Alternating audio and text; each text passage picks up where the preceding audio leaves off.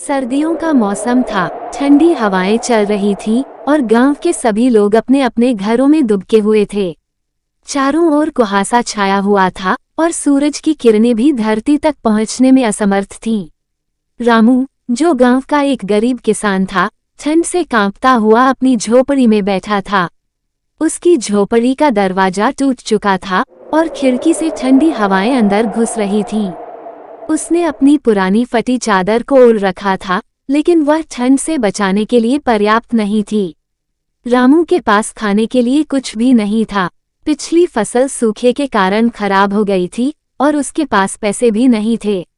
उसने सोचा कि गांव के चौधरी साहब से मदद मांगेगा, लेकिन चौधरी साहब अमीर और घमंडी थे। उन्होंने कभी किसी गरीब की मदद नहीं की। रामू फिर भी हिम्मत जुटाकर चौधरी साहब के घर पहुंचा।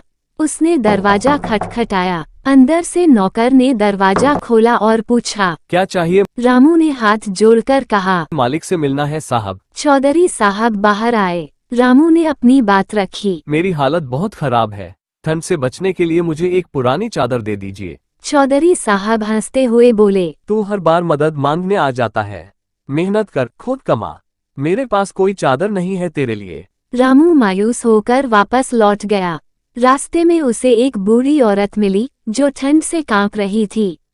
उसने अपनी फटी चादर उस बूढ़ी औरत को दे दी और बोला, आप इसे ले लीजिए माँ, मेरी झोपड़ी में थोड़ी आग जल रही है, मैं वहीं बैठकर रात काट लूंगा। उस रात रामू ठंड से कांपते हुए सो गया।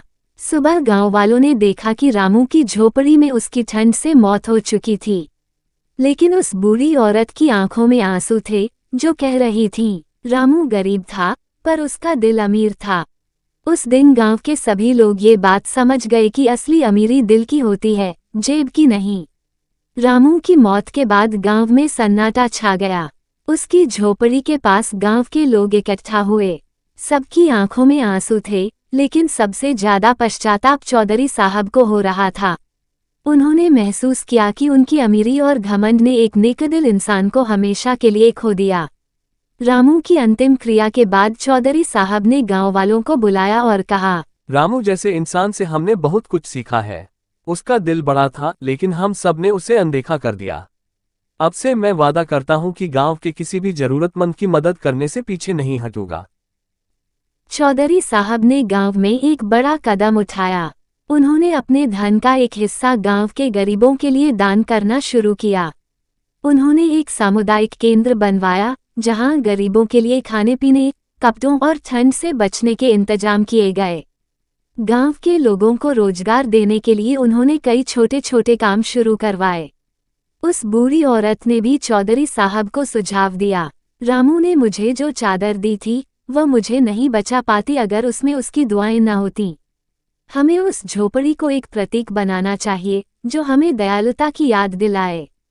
इस पर चौधरी साहब ने रामू की झोपड़ी को एक स्मारक के रूप में बदल दिया। गांव के बच्चे वहां आते, उसकी कहानी सुनते और दया व मदद की सीख लेते। समय बीतता गया और चौधरी साहब का दिल भी बदलता गया। उन्होंने अपनी जमीन के कुछ हिस्से को गांव वालों में बांट दिया। धीरे धीरे गांव में समृद्धि आने लगी। रामू की कहानी हर किसी के दिल में बसी हुई थी। रामू तो चला गया, लेकिन उसकी अच्छाई ने पूरे गांव को बदल दिया। वो गरीब जरूर था, लेकिन उसकी विरासत अमीरों से भी बड़ी थी।